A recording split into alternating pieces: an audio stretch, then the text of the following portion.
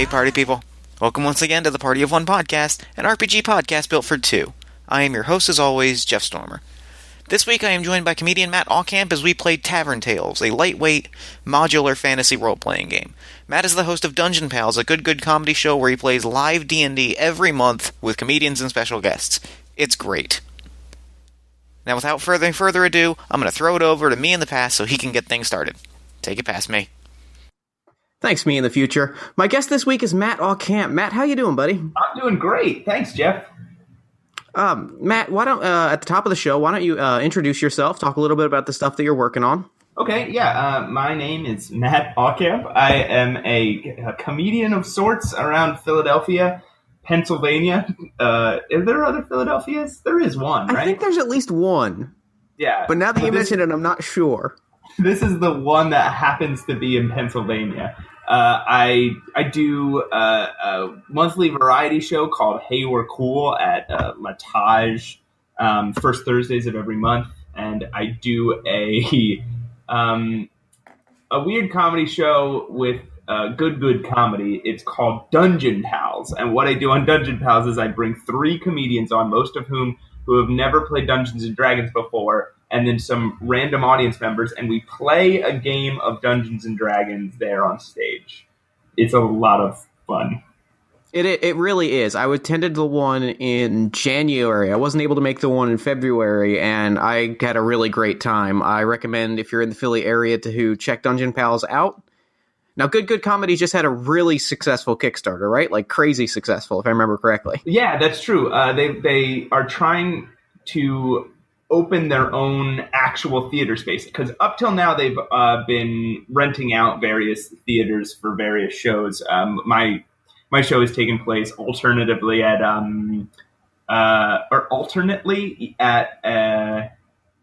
Plays and Players Theater in Center City and Philomoka in Northern Liberties. But so they're trying to open a dedicated theater space to put on shows, 7 nights a week. And I think their original goal was 12,000 just to get the theater off its feet. And I think they ended up with 36,000.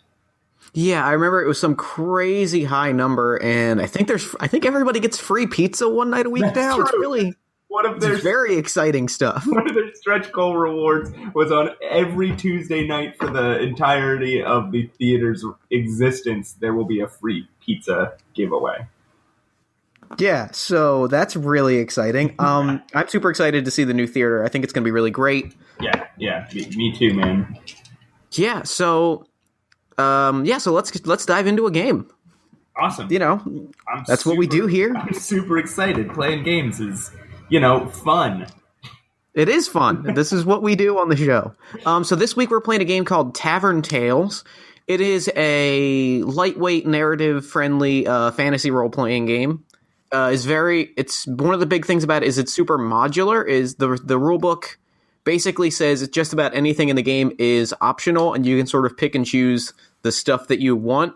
So the game that we're playing here this week might not be the game that, if you check out the game and play, it might not be the game you play with your group, which is sort of neat. I kind of like that. We're going to be playing it pretty lightweight, just because I like lightweight games. I don't like a lot of rules and stuff. I've never really played what you're calling a lightweight game, so I'm really actually a little nervous for how this is going to go. I think it's going to go great. Just breathe and relax, and it's going to be okay. But I don't have any rules to follow. I don't have any rules to carry me through, Jeff. Well, there are just enough rules to make the game great, okay. And we don't need anything beyond that. We don't need. Okay, all right. We don't need rules. We don't need rules. We're going into a new world here. Okay. So, before we get into making a character, I wanted to do a little bit of world building. One of the things in the game is it has specific. It encourages a specific kind of world building that I wanted to do a little bit of before we just build a character, so that we can kind of know what your character, where your character is and what they're doing. Okay. So the way that world building works in Tavern Tales is each of us is going to establish a fact about the world itself, and it can be whatever you want. and the other person is going to ask a clarifying question. Okay. Does that make sense? Yeah.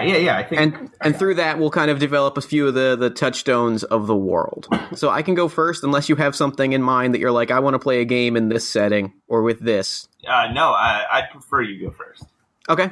I'm thinking I am feeling like playing a seafaring game, so I think this is going to be a sea-heavy world. Okay. Is that cool? Yeah, so now I ask a clarifying question such as, are the inhabitants of this world land-faring? Yes. Well, I think there are some seafaring peoples. I think there are merfolk and the like. Yeah. But I think the majority of them are people on boats and people who live on islands and travel from island to island. Like Kevin Costner's...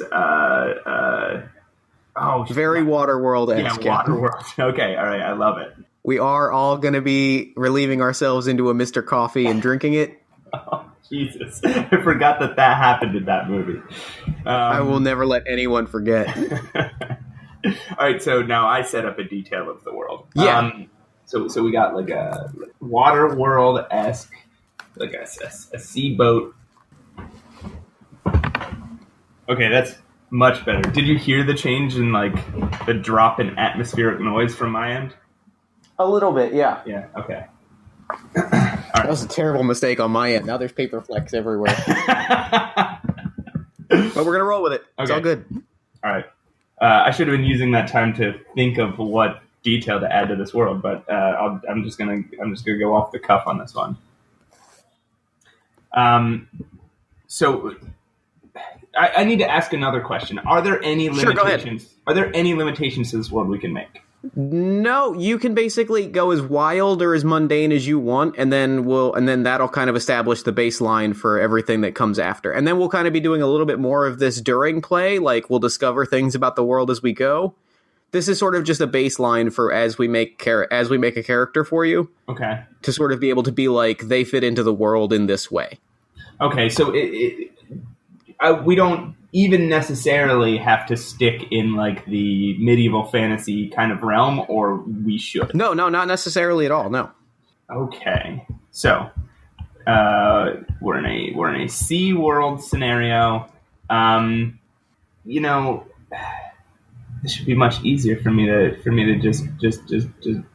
Well, let me ask you a question. Yeah, I'm blanking here, man. This is no, it's all good. Okay, it's all good. I'll ask you. I got a leading question for you. Okay. Since you asked me if you wanted to stay in sort of the medieval fantasy, let me ask you.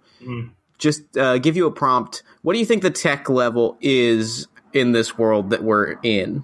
That's where I was headed with this. That's why I was asking that question, and then I was thinking, I don't know that I necessarily want to play a game that's like super future tech kind of. Well, game. That doesn't need to be, but I just figured that's a good jump. I got the sense that was where you were going, and I think that's a really good jumping off point. Would it be obnoxious to put this in like a steampunk setting? Because that's actually where I was leaning as well. So I think that's good. I think we've seen both of those things, the Waterworld-esque thing and the steampunk thing, but never smashed together. I think that's good. No, I think very rusty world that we live in. I think steampunk pirates is cool. I think that's a cool concept. Yeah. Okay. So what I'm going to ask you is. Okay, yeah. Let me ask you this because you mentioned that it's sort of a rusty concept. Yeah. So I'm going to ask you. It's either or, and you can go with either option. I think they're both exciting. Are the steamships and steam technology that we're encountering things that are currently being produced? Like, are there people building these steam machines, or are they things that are being salvaged that are remnants from an old world? Oh wow. As cool as the idea of like the remnants of an old world thing is, I like that they are on the whatever created this water world happened recently, so they are on the forefront of trying to build technology that handles this. I really like that. I wasn't even thinking of it as like a disaster or something, but I like if as a necessity thing they're just really pushing.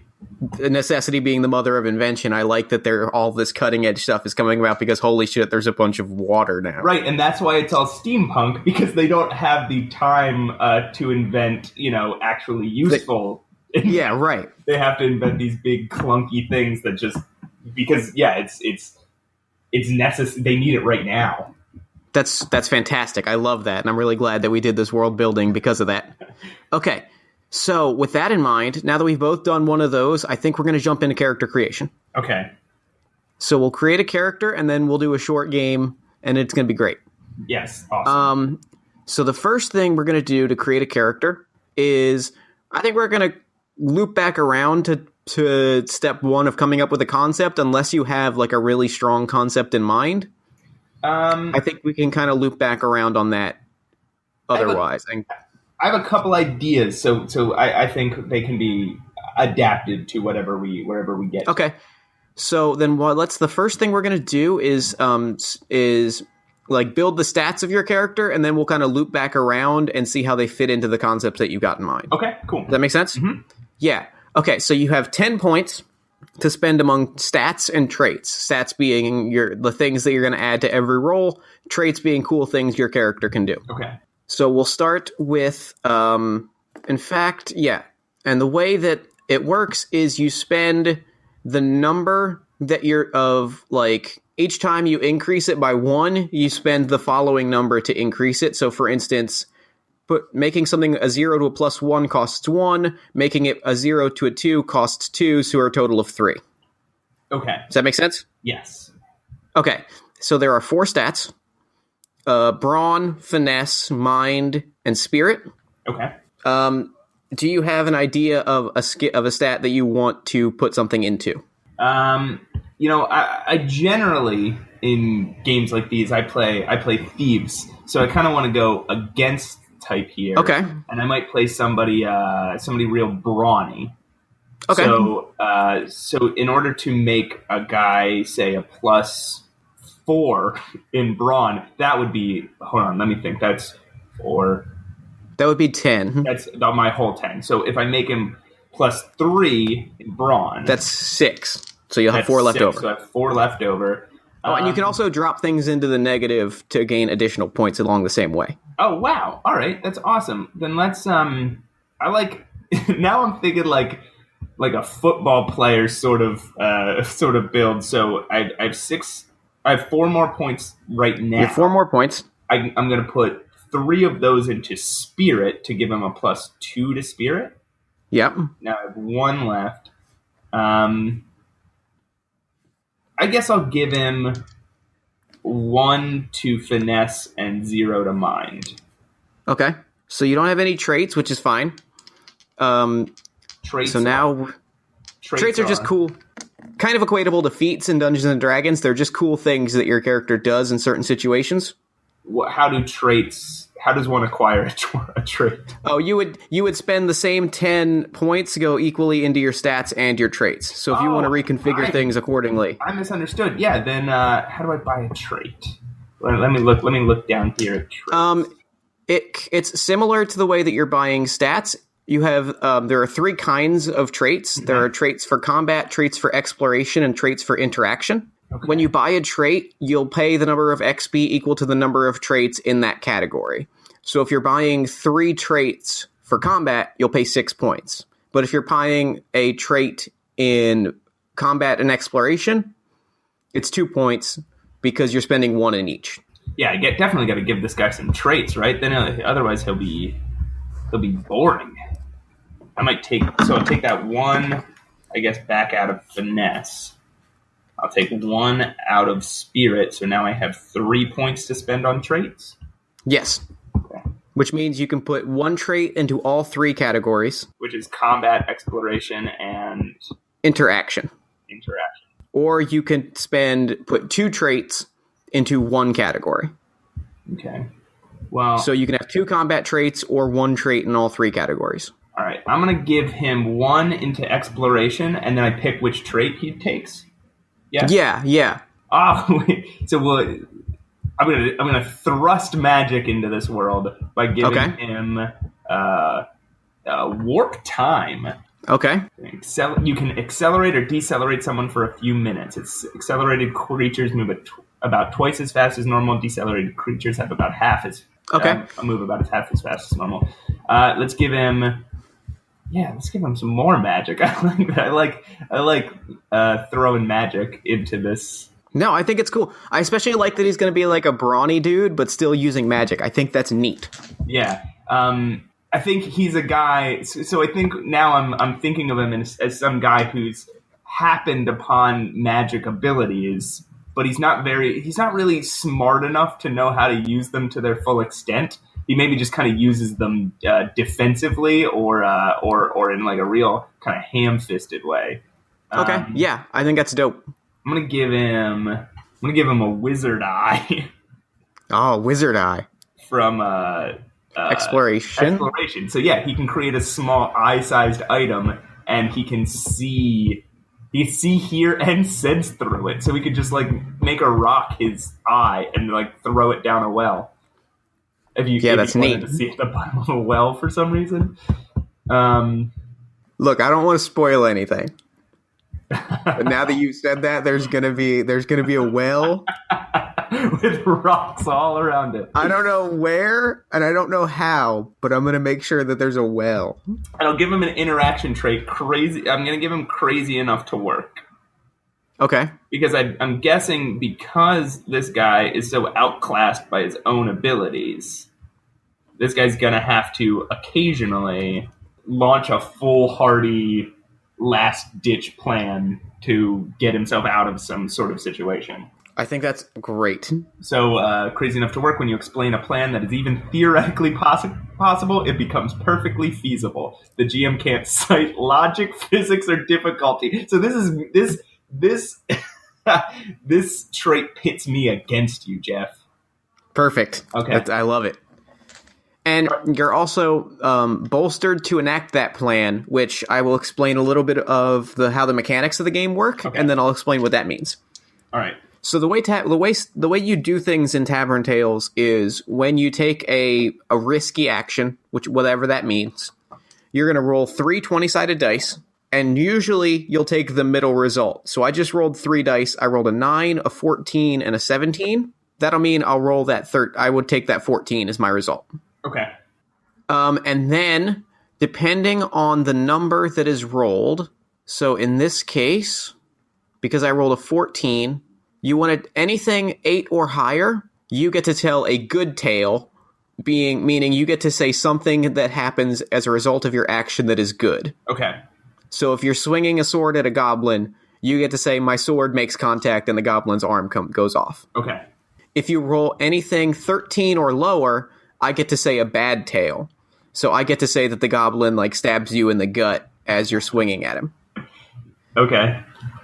Now, because in this example I rolled a 14, I would not get to say a bad thing. But if I say rolled a 9, we would both say something.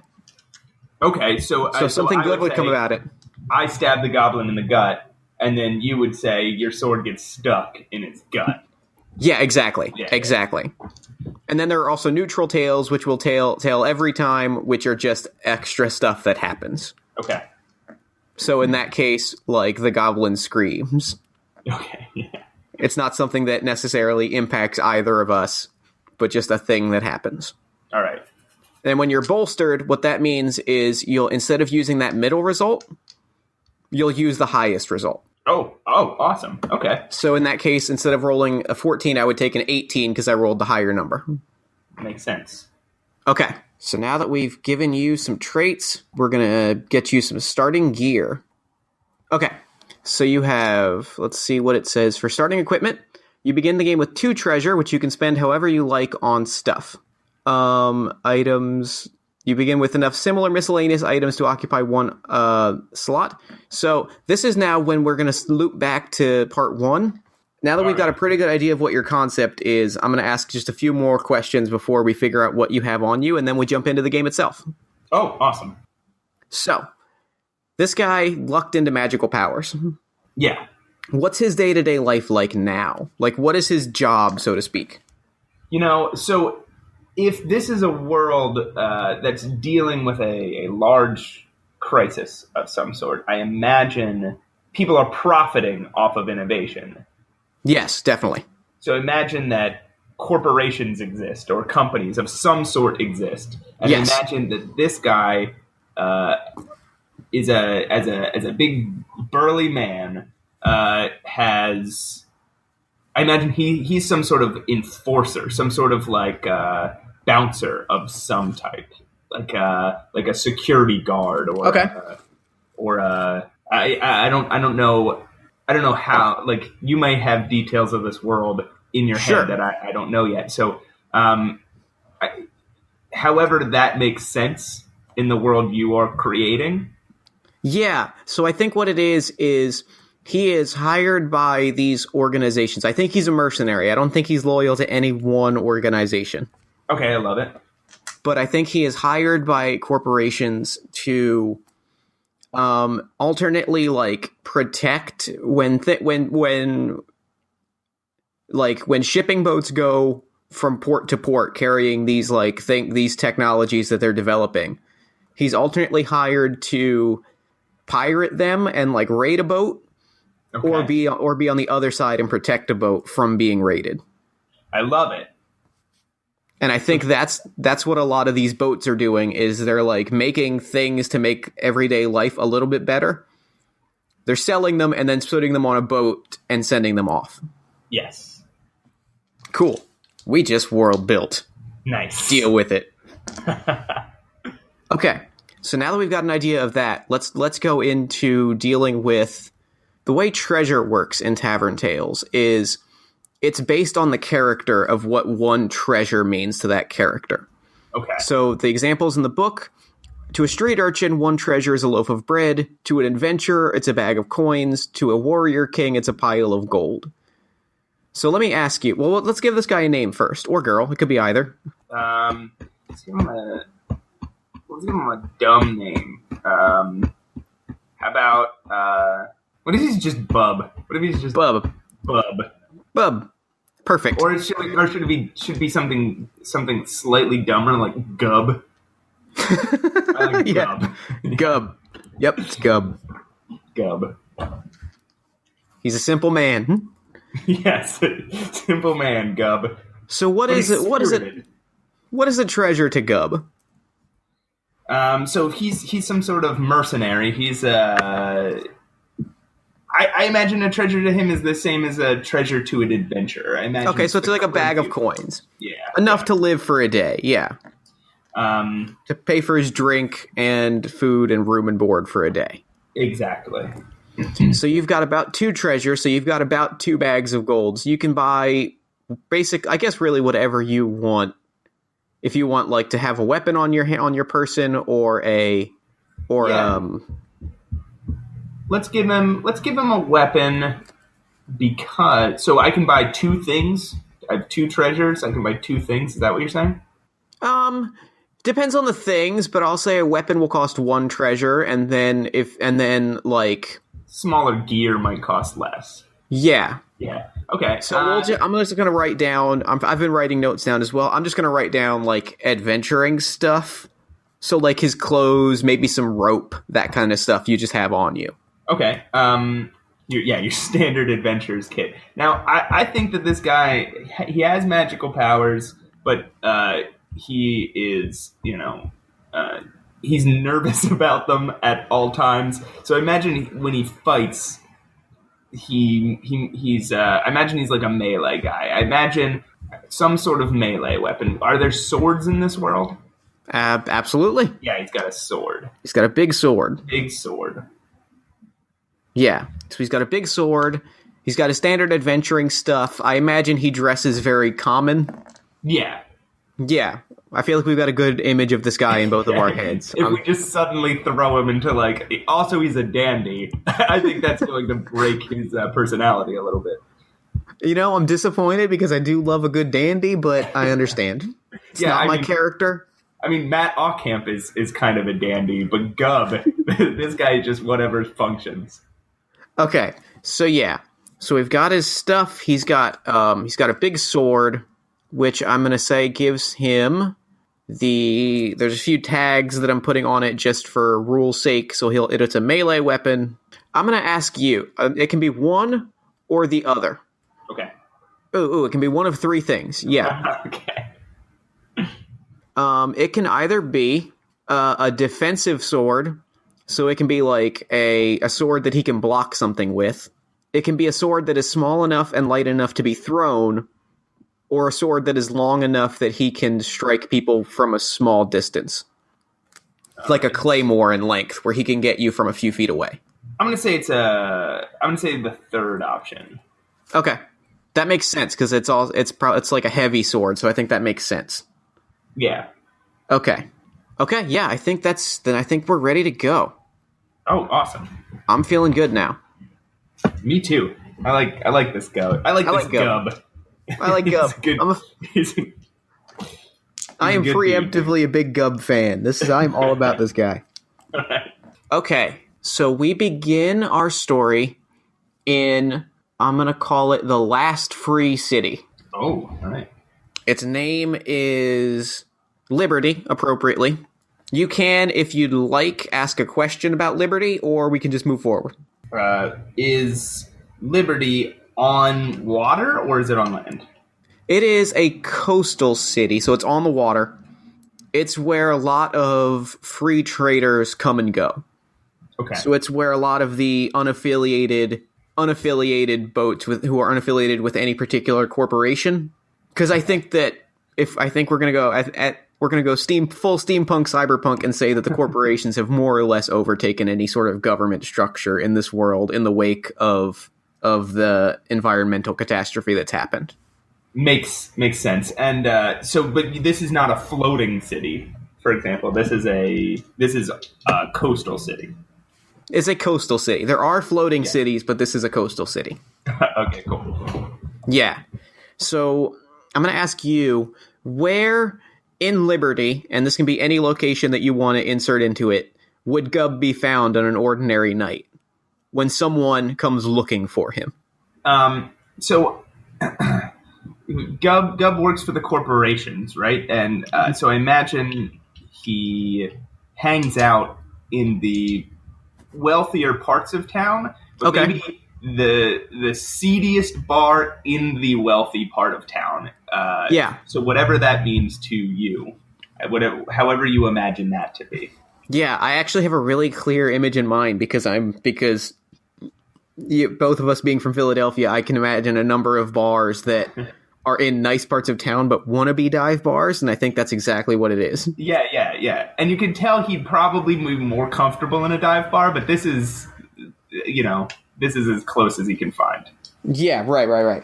Okay, so this dive bar, which I will say is called One Eye's Place.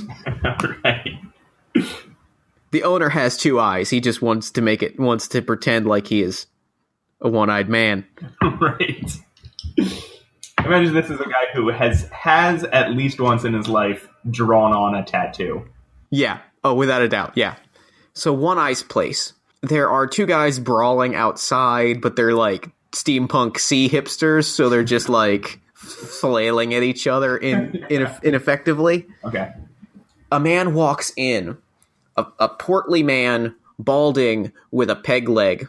He walks in. His name is Obo One Shoe. He walks in. He looks around. Where does he see Gub when he comes to talk to him? I think Gub's at the bar. He's at the bar. Yeah, I don't think he's like off in a corner at a table. I think he's at the bar. Okay. Yeah, so he's at the bar. It's very crowded. There are a lot of people at the bar, so he's not actually able to like sit next to you. He kind of has to like shimmy in between you and the person that you're speaking to. Okay. Yeah, I think he interrupts your conversation very rudely.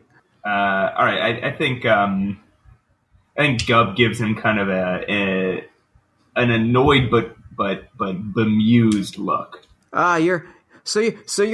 I've come a long way looking for you, Gub.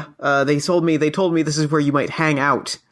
I gotta say, I've walked a long way, and as you can see, and he kind of slaps his leg, walking's not the easiest, so I hope that you'll give me a little bit of time to chat with you. I think Gub says, he just, trying to think of a Gub voice. He goes, yeah, all right, I'm not doing anything better anyway. The person that you're with, like, hears that and is just like, oh, all right, well, and, like, turns their back to you, and it stings. It stings a little bit. It's a cold moment. Gub doesn't notice. He doesn't realize he's done anything wrong. Okay. Yeah, so he grabs a stool from one of the tables, and he kind of shimmies it real close in between you. Yeah, Gub does not get up to, like, find a table that makes this guy more comfortable. He just kind of turns. So I've come to you with work. I figure that might be your language. I'm going to cut to the chase because I respect you. Gub nods. There's it's not exactly as, what's the word I'm looking for, on the level as your ordinary work, but the pay is good, so I think that you might be interested. Well, it better be good if you're gonna make me risk my neck. Yes, well, there's a small town, a few days travel, a few days of sail, that supposedly has built something that our employers at the Iron Crest Corporation are very interested in. We want you to go and get it. Grab the person responsible and bring him to the floating city of Ironcrest, where we can, let's just leave it at that, if that's okay. Thinks for a minute. He turns fully away from Oboe One Eye and drinks his beer for like too long, like maybe a minute and a half. Okay, yeah. And then so he has just gotten this beer and he's just drank that entire thing, but not chugged it, just very slowly. yeah. He needs some time to process, but he hasn't told Oboe One Shoe. He just kind of takes the information. He turns away, starts drinking his beer, and after a little bit, I'll be here. I'll wait. That's fine. After a little bit, he turns back and he says, "Yeah, I'll do it." Excellent, wonderful. Well, I promise you, the pay will be outstanding. We have a vessel. He says, "How will I know this guy? Where am I taking him to?" The floating city of Ironcrest. You know, the floating city of Ironcrest is one of the headquarters of the many corporations that are running things in this world. It's a city that floats around from place to place, powered by these enormous rotors. His name is Hamish. He's a well-respected doctor in the community of Idalia, on this small island. We can't imagine that the people will be happy that they'll be losing this doctor, so I imagine... Are they strong? Are there a lot of them? There aren't many, but I imagine that they will put up a spirited fight. So whether that means you abscond with him through cleverness or muscle, it's not anything in the job that we're asking about. We merely want you to get the job done. We don't particularly care how you do it. I can beat these guys up. Yes, if that's what you want. That sounds fun. Wonderful. We do like having fun. All right. Well, I hate it here, so I'm going to leave. Your ship will be waiting for you in the morning. Good day. And he starts wobbling off. One of the kids fighting out front bumps into him and he almost falls over. And you just see him shake his head I don't want to be here. I'm going home. So does Gub do anything that night to prepare for his travel? So he's got to go. So I have to head to Idalia, grab this doctor, Hamish, and then bring him to Ironcrest. And it's going to be, I guess he starts chatting up his friends at the bar what they know about Idalia.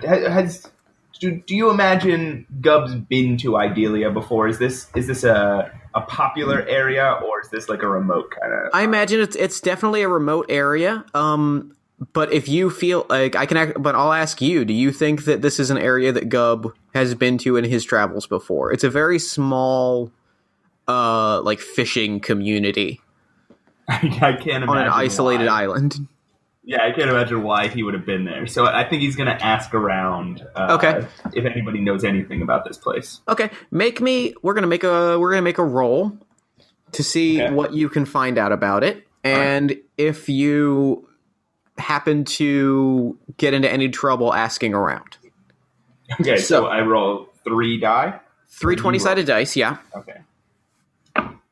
And I'll just tell you what all of them are. Okay. I've got a 9, a 12, and a 19. Okay, so you're going to take that 12. Mm-hmm. You're going to add 1 for your spirit stat. Okay. Then we're going to tell some tales. So the way this works is... What did we roll? Let's see. You've added their stat. So you rolled a 12. So the result is higher than 8, which means you get to say a positive tale. Okay. From this result. So what's a good thing what's a helpful thing helpful information that you come across? Oh, helpful information. Yeah. Okay. Or name someone that is helpful or something positive that. Okay. Yeah. I think he finds somebody in the bar that is from Idalia. That's actually perfect. So he finds someone from Idalia who's able to provide him, tells you a lot about it.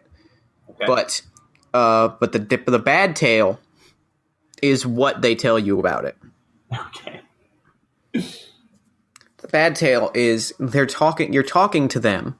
They are a spindly, almost like malnourished, elven-looking fellow. Okay. So he's got like the pointy ears and the very angular features. Uh-huh. And he leans in, and you're asking him about Idalia. You know, I imagine Gubb just very loudly is like, "Hey, has anybody been here?" yeah, definitely.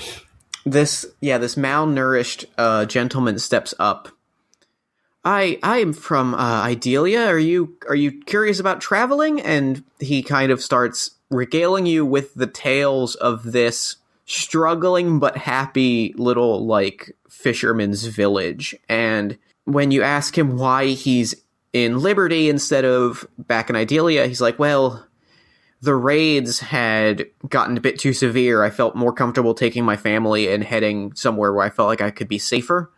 The corporations, there were so many resources and things that were on our small little island that the corporations ravaged much of it. And we feared for our lives, and so we left.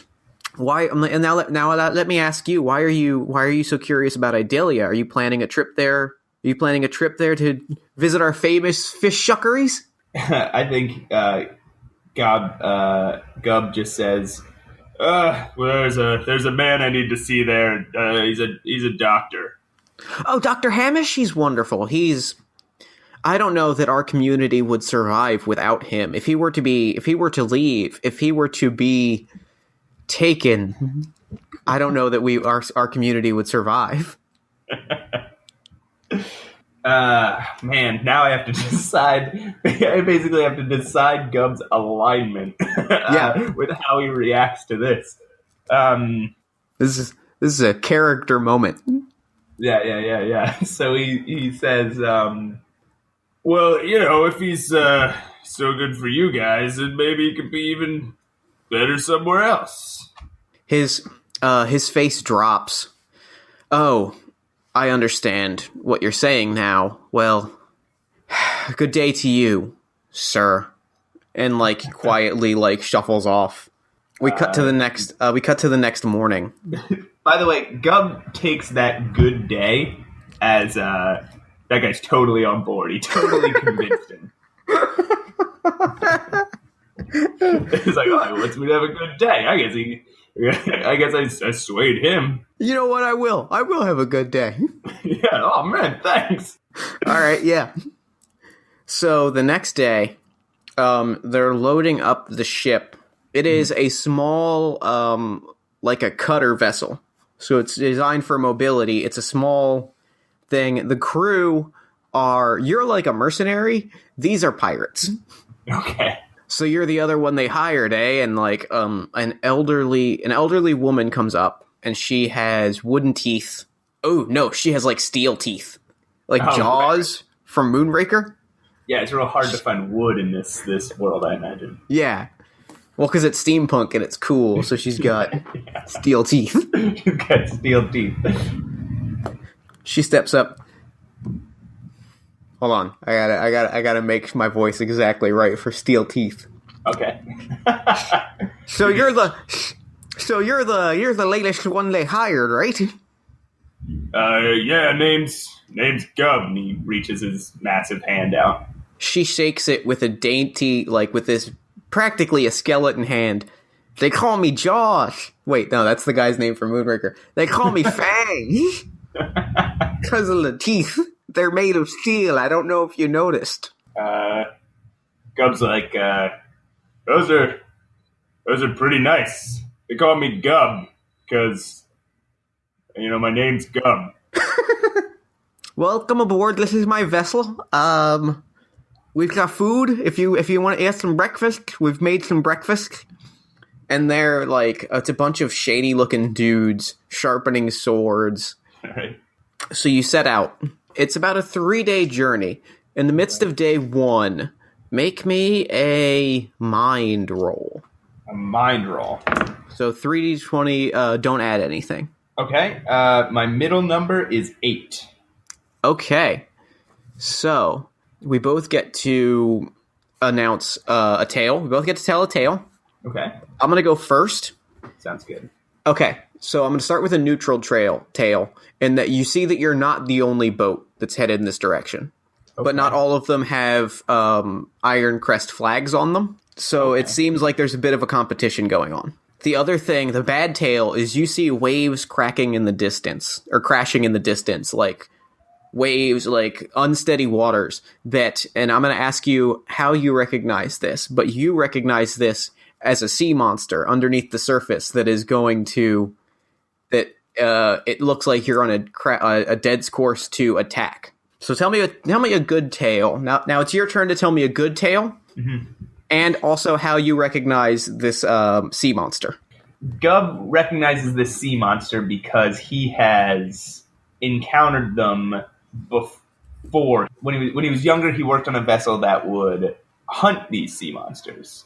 So he knows a good deal. So this is also my good tale. He knows a good deal about them, and he shares with the crew that he's got this. There's nothing for anybody to worry about.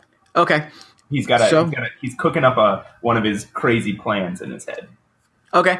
So you recognize these crashing waves as a telltale sign of a sea hydra. Okay. Yeah. It's Oh, yeah, of course I do. Sea hydra. It's a hydra in the sea. I feel like I can't get clearer than that, so I'm not going to bother explaining what it is. No. And look, I know all about these sea hydra. Yeah, you see it crashing. You see one of its many heads like come up with its long neck, and it's like a 3 feet of fangs.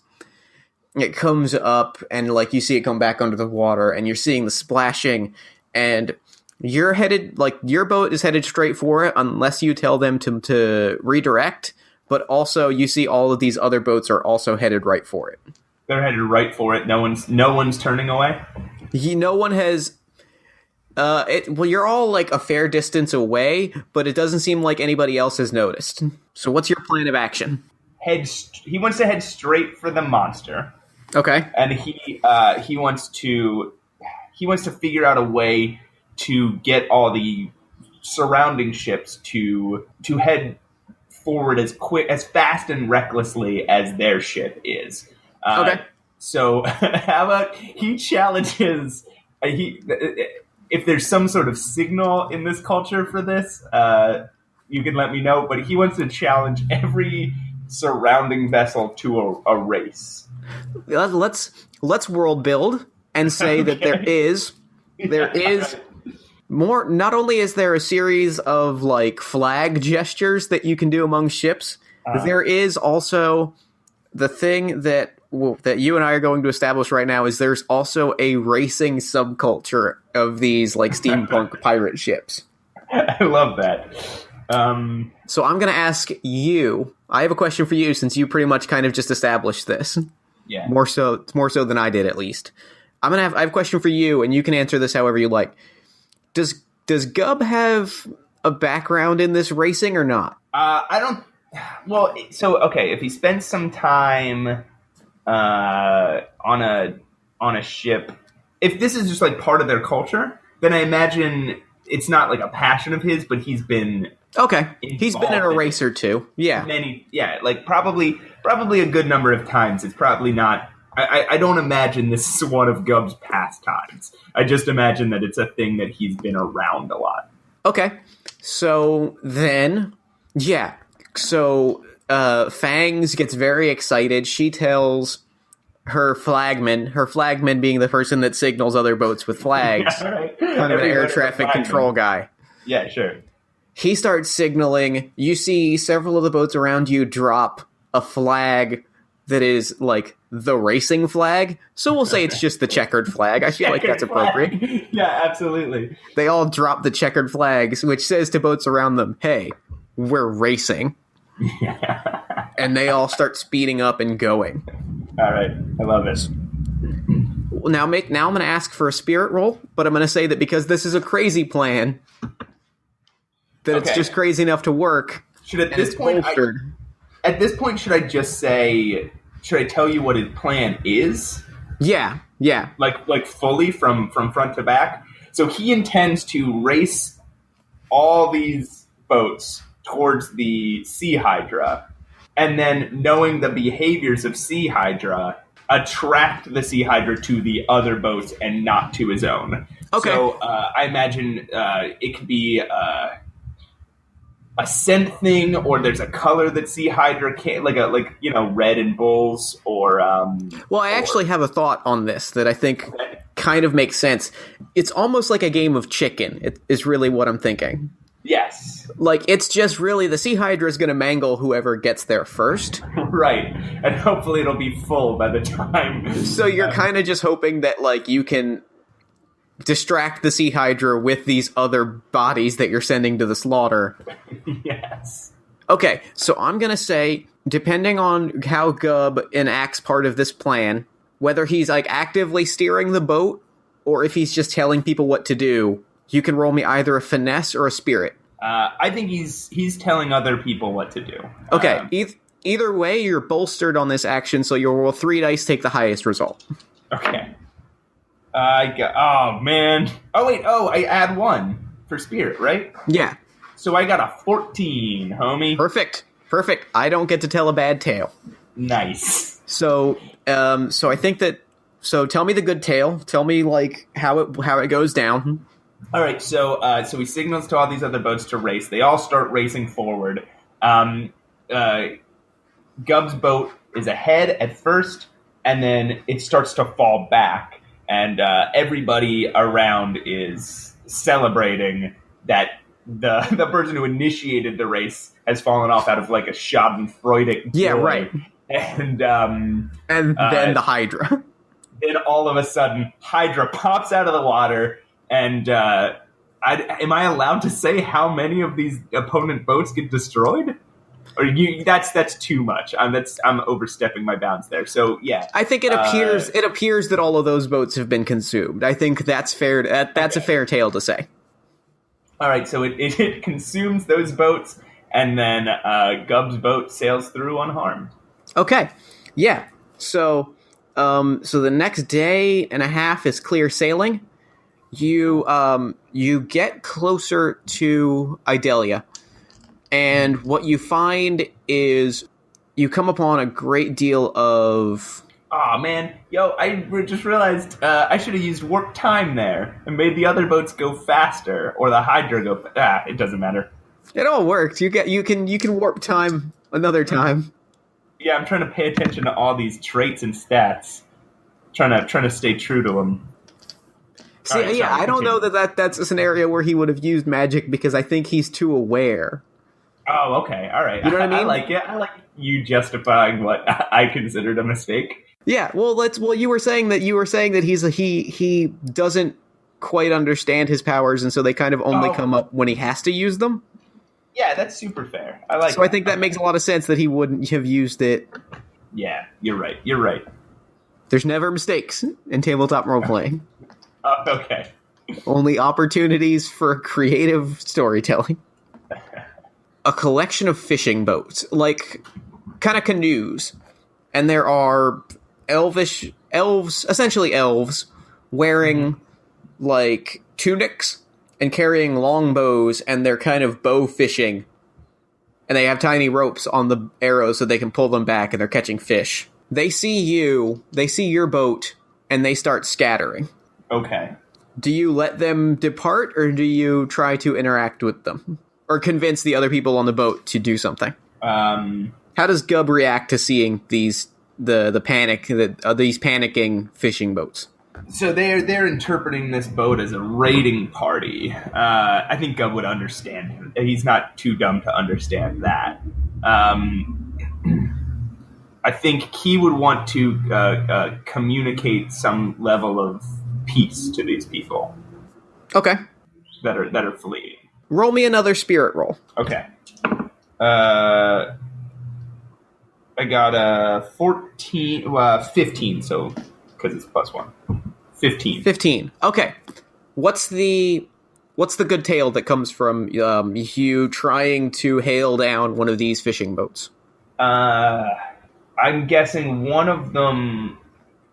He kind of hails to them like a whatever flag gesture means.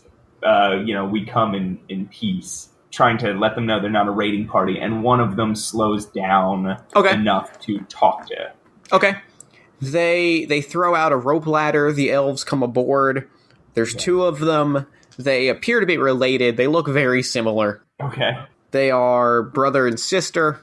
They introduce themselves and explain that they're related. It's not just Gub making a weird assumption in retrospect. That's how they introduce themselves. They come on board and they say, "Hey, I'm this name. We're brother and sister." This is how they identify two people. Yes. I assume they say we're brother and sister before they said their names, like you did. So their defining characteristics in their own minds are that they have a brother and they have a sister. Give me a second. Okay. Yeah. They come aboard. They say, "Hey, we're brother and sister. My name is Irene. This is my brother, Joseph." All right, Irene and Joseph, the brother and sister. They're definitely wearing shirts with some sort of family crest on them, so you could have already told that they were related, but they still felt the need to spell it out. Yeah, for sure. Okay, yeah. So they introduce themselves. You can feel free to interact with, how do you interact with them now that they're, on board and they've not run away from you? Or do you let Fangs, what's Gub's approach? I think he would let Fangs lead, because he's not.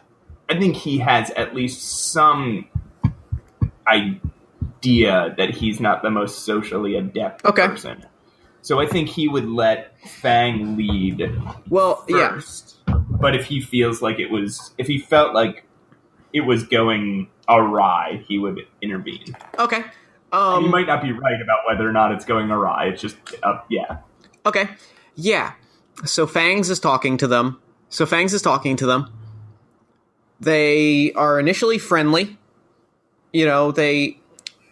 She explains that they're not a raiding party, that they've come to meet with Dr. Hamish. They wish to talk with him about a business opportunity. Mm-hmm. Irene and Joseph are initially understanding. They offer to escort your boat to the dock, and they can talk to Dr. Hamish and get a meeting. set up. Okay.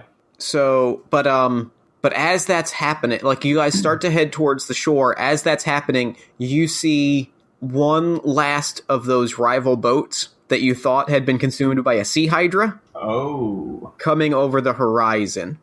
Okay. And this one looks like it's much more ready to be a raiding boat than a we're going to pick this guy up thing.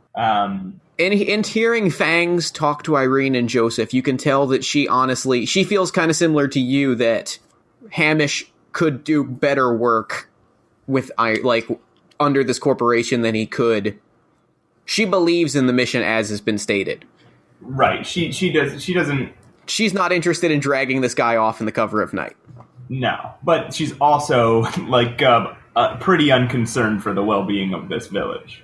Yeah. She believes in the mission. You guys had some time to talk about this, I'll say. Okay, cool. She believes in the mission. She genuinely believes that somebody like Hamish, an inventor of that level, needs to be in a place where he can invent the best possible things to help make this new world the best it can be. Okay. That's her opinion on it. Awesome. I like this Fangs. She's nice. I'm growing to like her as well. No, I was just saying I like these characters. I like this world. This is a fun place to be in with some fun people.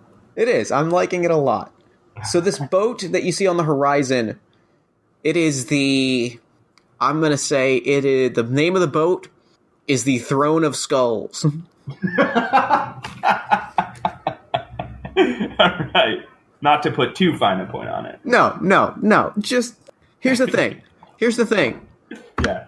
Even Gub understands, how obnoxiously blunt that is. Yeah. Which means you're dealing with the kind of people that thought that was a good idea. Okay. Yeah. So they thought that sounded cool. Yeah. I didn't think that sounded cool. They did. Right. Just establishing that up front. So they're the intellect level of, say, an improv troupe that names themselves Mixed Nuts. Yes. Yeah. Or a band that names themselves, Bad Attitude. Yeah, exactly that. So you know what these guys are after. Right. So I think Gub would immediately call the other boat out as being a raiding party. Okay. Well, Irene perks up. Well, then we must hurry. Right, brother? And then Joseph looks at her. Right, sister. I don't want them to hurt my brother. I don't want them to hurt my sister. Yeah, exactly. And then they have a little secret handshake that they do. It's real weird. I mean, so me and you know it's weird. Gub doesn't think it's weird. No, that's fine. Yeah. Okay, so you come to shore. You're greeted by a number of these elves. They hail you down. Fangs explains your purpose on the island. They sort of reluctantly take you to the doctor's office of Dr. Hamish. Okay. It's equal parts like a military med bay and a workshop. I have a question for you. Yes. How far away was that raiding party that we saw? You imagine it'll be here. The sun is high in the sky. It's about noon. You imagine it'll be here by nightfall. Okay, so we do have a little bit of time. You have a little bit of time. It's not weird that we can just walk, saw somebody running at us and then walked away. No. Okay.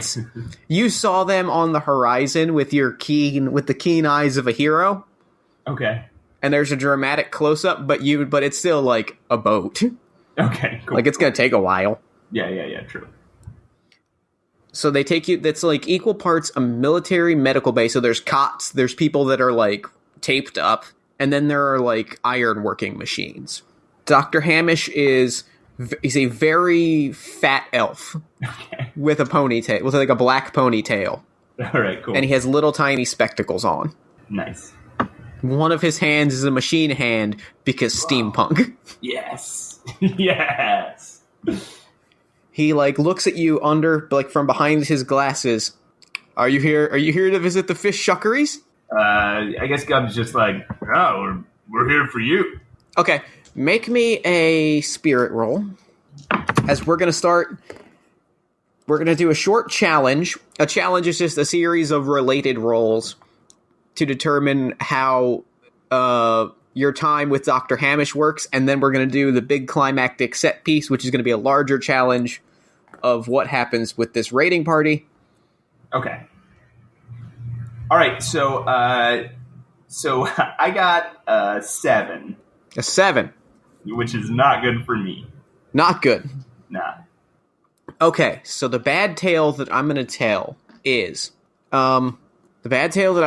he hears you say that, he sighs deeply, and he looks at you, and he smiles a little bit, like he feels very warm. Even amidst this tropical climate, there's a warmth coming from him. Okay. You know I won't go peacefully, right? You're not the first corporation to come try to, and he air quotes, recruit me. And that's the bad tale, is just establishing that he knows the deal, and he's not going to go peacefully. Can Gub respond? Can I tell I guess a neutral tale, or do I have to roll? I have to roll another thing. You can tell a neutral tale and roll another thing. Okay, so I guess before I roll, Gub's response to that would be like, I think there's good reasons to come with us, but I mean, you are coming with us. So he doesn't really see. There's no. Sure. He's not really doing anything. It's just okay. All right. So roll what? In that case, I'm going to say roll me a brawn. Okay. I'm going to say because you're it sounds like intimidation to me. Right. I'm going to say that's brawn instead of spirit. Okay. Then oh wow, I got a 19. Okay. 16 plus 3. So tell me the good thing that comes from you, like being very blunt about it. So I say that, and I kind of when I see he's interpreting it that as a threat, not an open like a opening for a dialogue. Sure. He kind of like starts pulling out his massive sword, like about halfway. Okay. And I think Hamish not wanting any harm to come to all these people in his lab, his doctor's office, mm-hmm. sort of thing. Mm-hmm. He says if this, I'm going to have to ask you about this. Either he says he'll come with them, or he says that they can continue talking about this. I think what happens is, I think he puts up his hands. I think you start to draw your sword. He kind of puts his head in his hand, and he goes for a sword that's on like the side of his table. Mm-hmm. And he's like, this is how it goes. This is how it goes. And I think at that moment, Irene and Joseph like run in. Okay. And they kind of like stop it. And they kind of stop it. And so he's like, how do you know my son and daughter? That's okay. I guess Gub would just be like, oh, I met him on the way in. They're really not. Do you know their brother and sister? Did they do that? I told you guys that's weird. Stop doing that. You're making people uncomfortable. And Irene's just like, they should know. They need to know. They should know. They'd be lying if we didn't tell them. Okay, so make me another spirit roll. Okay. As the four of you sit down and chat. Man. Fangs joins you. I'm going to say that you can make this a spirit roll, and you can bolster it because you have these three people all kind of helping you to convince Hamish. Awesome. Man, things are going well for old Gub.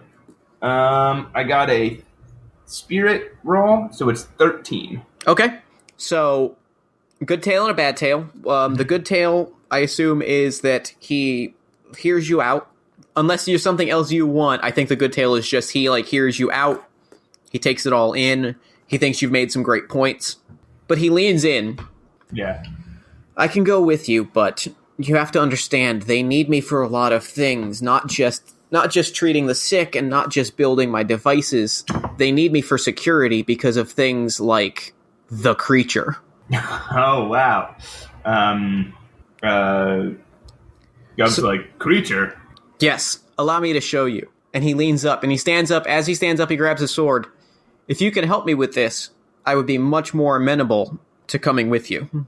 I guess Gub would look at Fangs and kind of shrug, like, I'm game.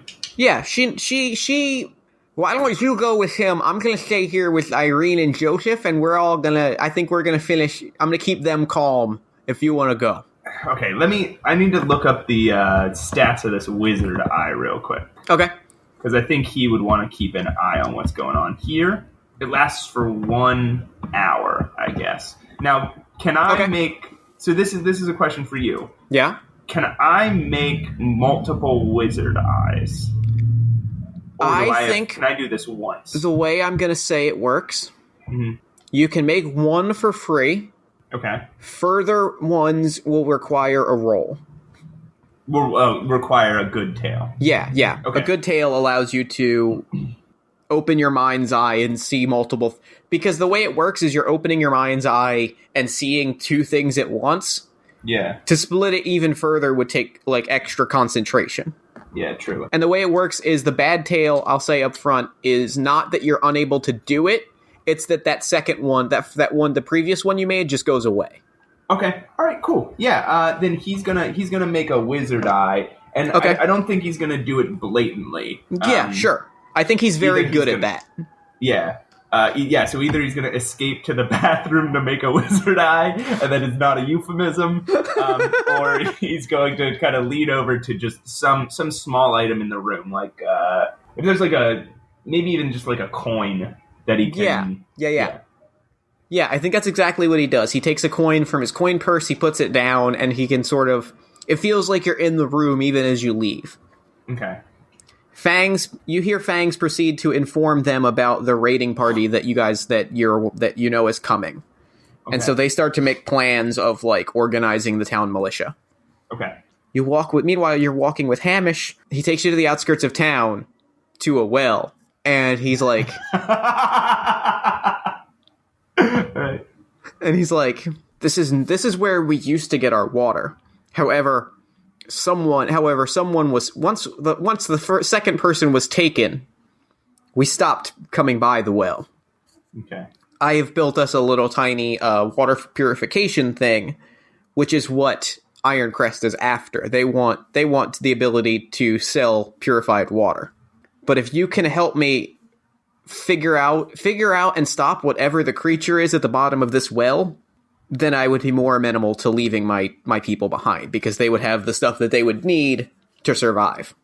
So Gub says, have you ever seen this creature? We've seen tendrils. They look like shadows, like literally on the ground shadows, and then they crawl up your leg and suddenly you're dragged off to the well. And looking around now, you see like a circle of stones. Mm-hmm. Like about maybe like a couple 100 feet out, and you can see that like the grass here is sort of died and no one is around, like has overgrown and no one has kind of stepped here for a while. Wow. Okay. Cool. So he says, how deep's that well? Well depth.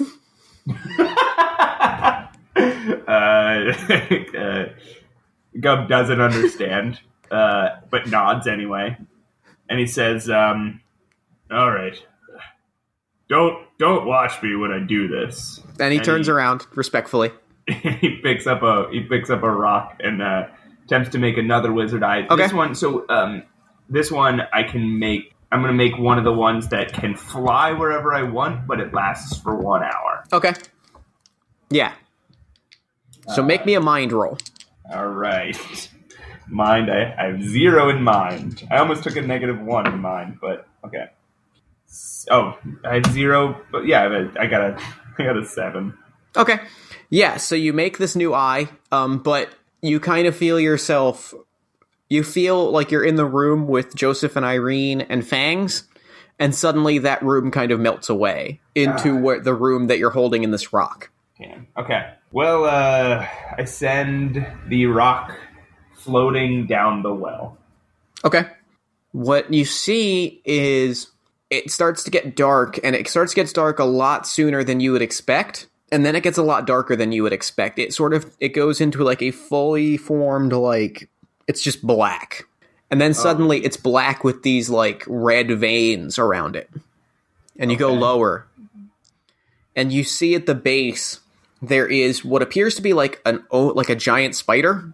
Okay. Maybe the size of, like, a Doberman or something. So small, but still giant for a spider.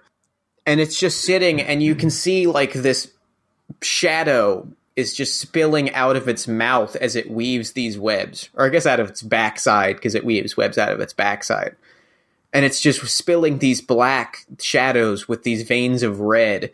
And you see the red veins, like, skittering around the sides of the well. Now, there's no... I made no turns or anything. This spider thing is straight down. Yeah. It's just straight at the bottom of the well. Right. You see the rushing water underneath it.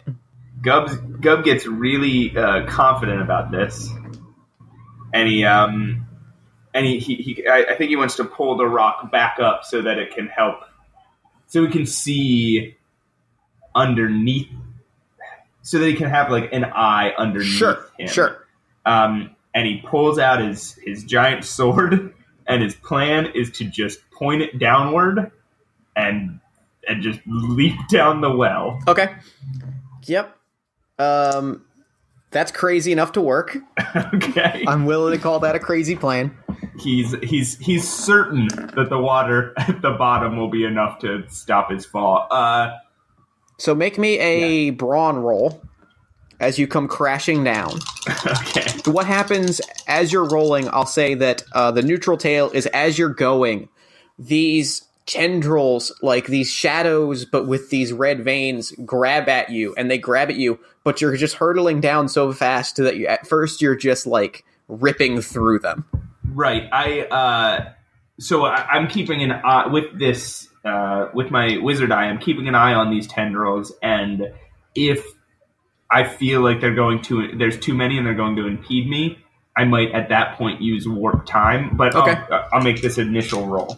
That makes sense. Yeah. Okay. And then, and then the other thing you see is as you're going, the tendrils are kind of panicking over top of the well, and they're starting to rush out that way. And Hamish is sort of like fighting them back with his sword up top as well. Okay. All right. Here's my roll. One fell off the table. And this is bolstered, so you're taking your highest result. It is not good. So oh no. My highest result is a 7. Okay. So you're coming down, and the tendrils are surrounding you, and there's more and more of them. I think that you're going to have to use the warp time. Yeah, I think that you're tangled. You're starting to get tangled up. But I'm still plummeting, right? Yeah, you're still plummeting, but you're starting to slow down. Okay. All right. So, do I make another roll? Yes. Make me another roll. We'll say it's another bolstered brawn roll because of your warp time. Okay. This one is... Oh, and it's bolstered, so this one's a 15. Great. So, describe to me the good tale that comes at the end of this. All right. So, I'm picturing this very, like, Final Fantasy or something, and he's... well, not Final Fantasy, because that's turn-based. What's a good... I'm picturing it like some sort of... Like Devil May Cry... Like, you mean like a QuickTime event? Yeah, I guess so. Yeah, I'm imagining him just... No, what am I... forget this. Can you, if you don't edit this out, everybody listening, forget that whole aside that I was trying to, that whole little avenue I was trying to go down. He's just plummeting downward with his sword facing downward. He starts speeding up, and then he's moving faster than... then they can grab him, yeah. He looks like he's moving in fast forward. Yep. And he just plummets through the center of this spider, and he lands on the other side in the water, and still using his warp time, slows himself down at that point. And he's just floating there as pieces of this shadow spider monster start crumbling and falling on top of him. Yeah, that's exactly what happens. The monster is felled, and in an instant, it goes from, like, the blackest black you've ever seen, like those unbearable darkness with just those flickers of red light, to, like, the bottom of a well. So it's still pretty dark, but it's like the bottom of a well. So Gub shouts up to Hamish from the bottom of the well. He's like, "How do I get out of here?"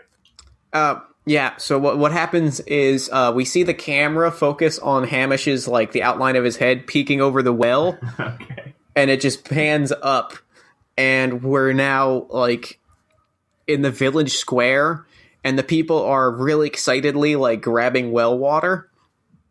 They're like, "Hey, our well is back! Yay!" Nice. And Hamish is sitting with you, and he's like, "I made you a deal. And I intend to honor that deal. I will go with you. I trust you in that my work with Ironcrest will be for the best. So thank you. I thank you." And it's around that time that the bells start ringing, that the Throne of Skulls is closing in. All right. So what's big picture? Because I think that what happens is there's just a big giant...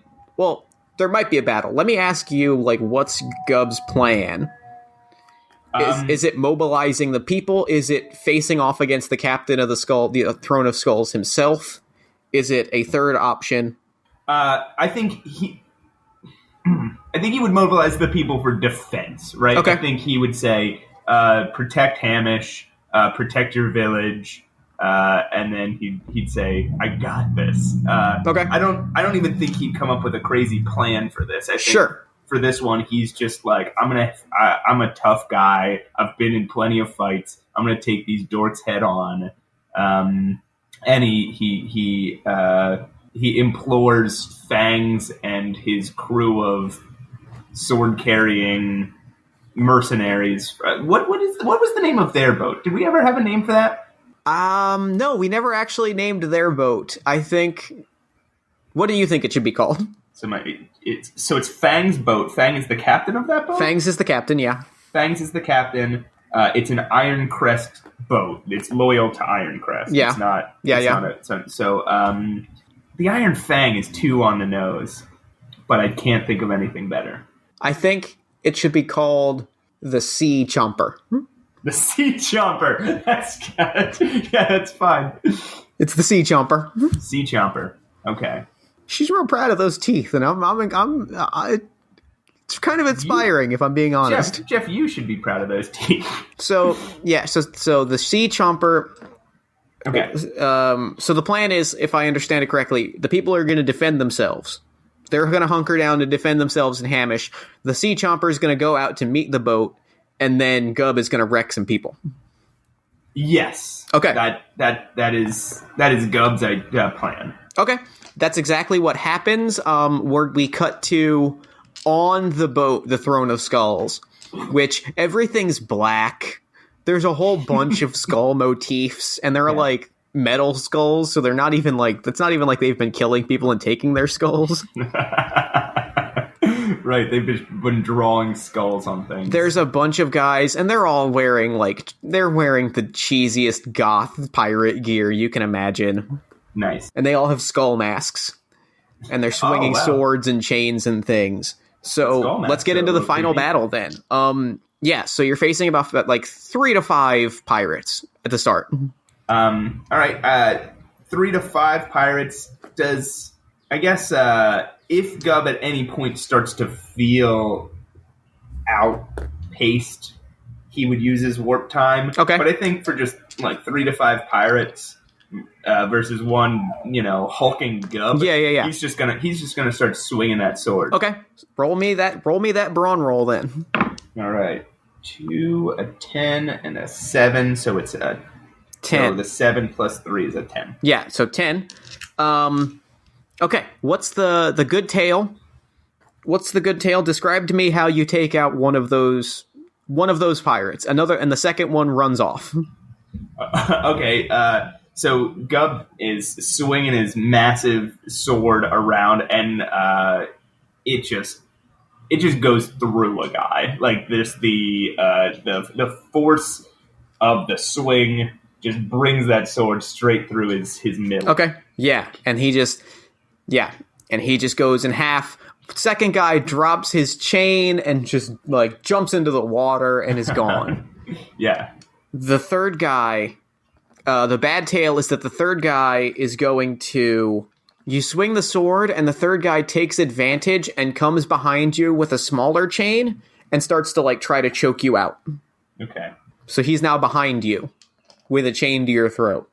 So, oh man, warp time's not even going to really help in this scenario. So, yeah, it's just got to be straight up brawn on brawn. All right. Gub's just going to try and pull that guy. He's going to drop his sword and just attempt to pull that guy's arms Off. off, like away from each other. So Yeah. if he can pull them off that dude's body, even better. Okay, so make me that brawn roll. Okay. 9, 17, and 20, so it's a 20. Yeah. I think he make me a good tail, and you can go as big as you want with this because you rolled so well.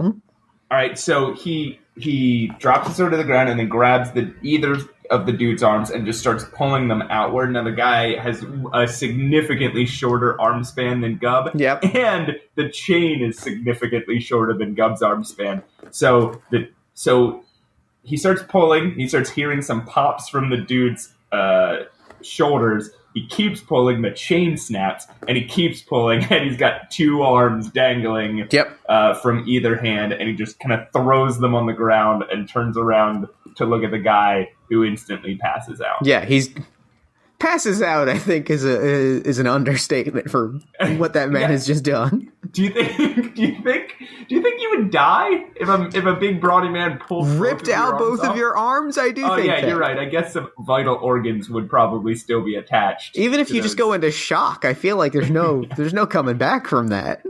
All right, so the guy just drops. Unless to be cruel to that man, we make him survive.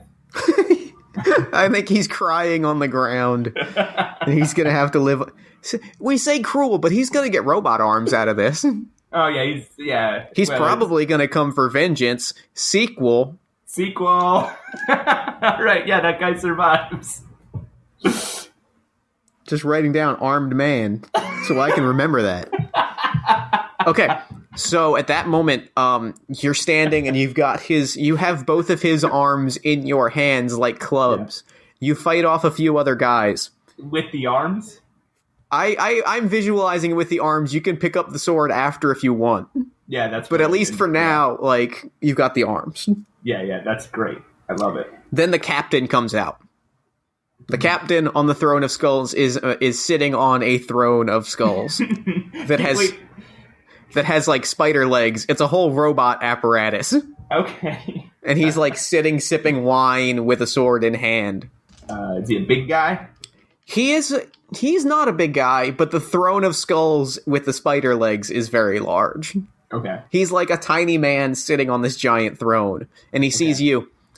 Well, I suppose you should be the one I should want to fight. Gub's gonna try to be clever. He's gonna fail. He's gonna, you suppose? I suppose I should be the one that you die to.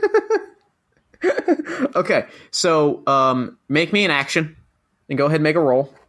All right. So he's gonna immediately go for the legs on the. Okay. He's got his sword back in his hand at this point, and he's immediately going to go for the legs on the spidery skull chair. Okay. So 5, a 7, and a 10. 7 plus 3 is, unless that's finesse. No, we'll call that brawn. It's a big, it's a hunking so sword. It's a 10. Yeah. Okay. Great. You lob off the legs of the spider. Okay. However. And he tumbles out of the chair, and his wine. And what happens is he tumbles out, and the bad tale is he throws wine in your eyes, and it burns. Oh, damn! And he's like, He's like, that's the difference between you and I. I cheat all the time. See, I guess Gub's going to try to be clever again. He says that the difference between you and I is that I win the fight we're about to have. Honey, you probably just don't. And you lose the fight. Honey, you really don't need a comeback for everything I say. That's fine. And you know what? I also don't like you because I think you're stupid. Fair enough. So okay. Make me your next roll. Okay. So he's got wine in his eyes. I guess he's gonna make a quick wizard eye so he can see what he's doing. Okay. Sure. What's it has to be eye sized. Is there a small skull? Yes, there's a tiny skull. Rip one of the skulls off of the throne and throw it into the air, and now you can see with it. Okay, what you see is that the people it's a fairly even fight. Mm-hmm. You see Fangs you see her rip into someone's neck with her fangs. Whoa. They go down, but you also see two of her crewmen get speared by two of the Throne of Skulls pirates.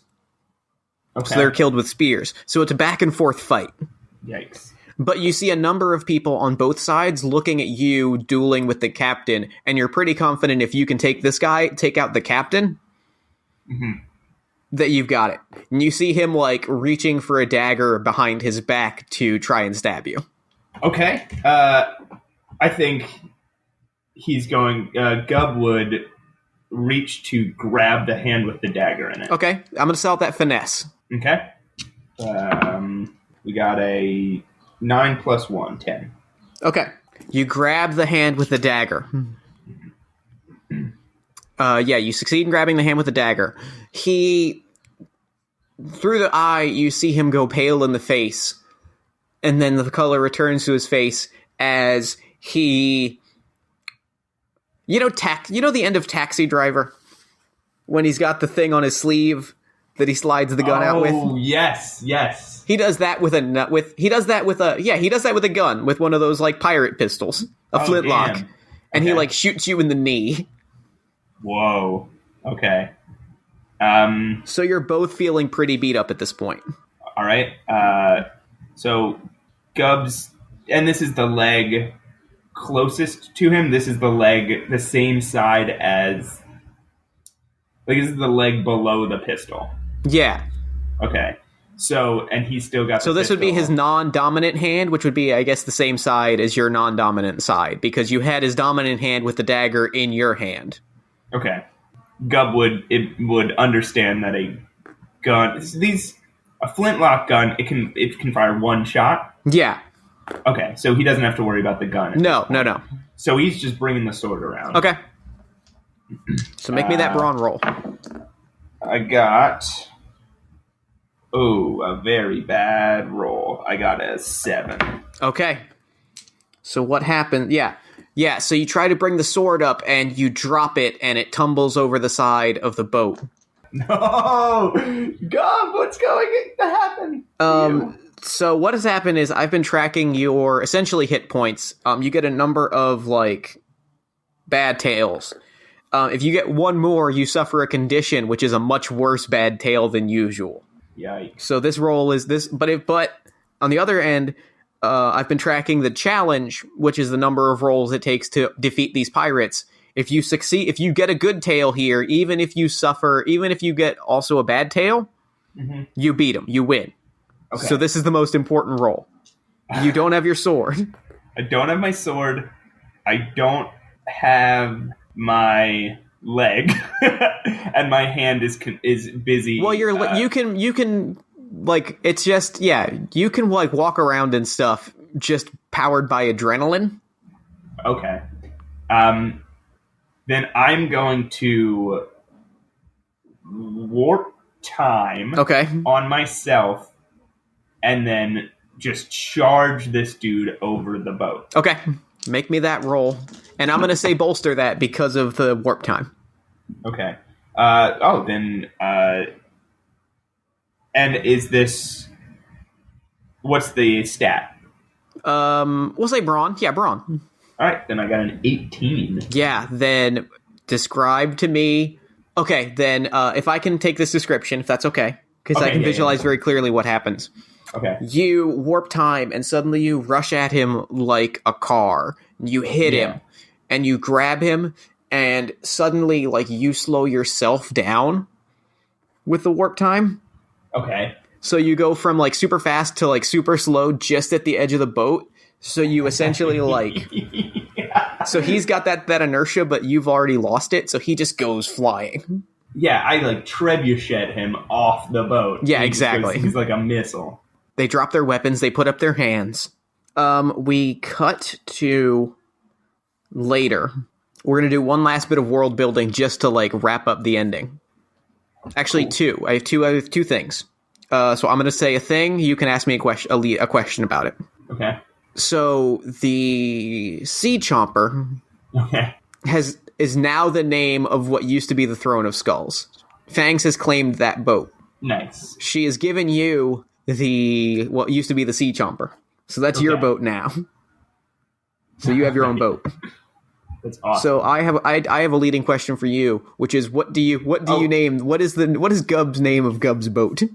Because that's going to be... I'm excited about that. The Gub Tub. The Gub Tub. The Gub Tub. So the world building I want to ask you about is how Dr. Hamish working with Iron Crest goes. Is it beneficial? Do you think it goes poorly? So here's how I see it, and I don't know if I have to roll. No. This is just... I might ask you a question after this, but this is just... You get to establish whatever you want. So I can tell a quick little epilogue story here, and it's and anything goes. So I think Hamish goes to work for Ironcrest, and he realizes he can do a lot better work there, but he is still very concerned for his town of Idalia, and he wants them to be taken care of. He wants Ironcrest to provide them with some of their own beneficial technology to help defend them from raiders in the future. And they turn him down at first, and this is where Gub redeems himself, because he explains this to Gub, who then walks into the office next to Hamish and uses some of his skills, intimidating brawn to intimidate the higher ups at Ironcrest to acquiesce. I think that's perfect. Yeah, and so Idalia remains taken care of. Hamish did not, sacrifice his ideals, for lack of a better word, and Gub gets a little bit of a redemption. Okay, I don't have a question, but I do just have one last note before we wrap up, and that's that, like, we see we see a faraway shot of these boats coming and, like, helping Idalia. The Gub Tub is at the front of them. It's a real happy ending. We pan away. It cuts to black. It comes back, and there's like, we're in a forge in the middle of nowhere, and a hammer is hitting metal. And like, they dip the thing into water, and it's like an arm, and that guy with no arms is looking at it, and he's like, "It begins." Yay! That was so much fun, Matt. Thank you so much for coming on. I love it. The show. That was so much fun. That was a lot of fun, Jeff. Thank you so much for having me. That was a blast. I really enjoyed that. So, real quick, let's just cover all our social media plugs and stuff. Okay, you can find me on Twitter at Matt Aukamp, and if you want any information about like an upcoming Dungeon Pals, for example, check out Good Comedy. Let me double check that that's their address. Yeah, goodcomedy.com. They will always have they have a calendar. They'll always have the date of my next Dungeon Pals show. Sounds great. So now I want to throw it over to me in the future so that he can wrap things up. Thanks, past me. And thanks to Matt for coming on to the show. Be sure to follow him on Twitter, and be sure to check out Good Comedy's Dungeon Pals. It's live D&D. How can that not be great? If you like this show, you're going to love it. The next Dungeon Pals is on April 15th at 10 p.m. at Vox Populi, 319th North 11th Street in the great city of Philadelphia. If you're in the area, check it out. Be sure to follow the show on Twitter at Party of One Pod and on Facebook at facebook.com/partyofonepodcast. If you like the show, consider sharing it with a friend or leaving a nice iTunes review or just coming on to the show. Just shoot me an email at partyofonepodcast@gmail.com. I am always looking for cool new people to play cool new games with. Party of One is produced by Jeff Stormer and Jen Frank. This episode edited by Jeff Stormer. All music for the show comes from the song Infinite Lives by Mega Ran featuring the D&D Sluggers. Until next time, party people, thanks for listening, and remember, a pirate I was meant to be. Trim the sails and roam the sea.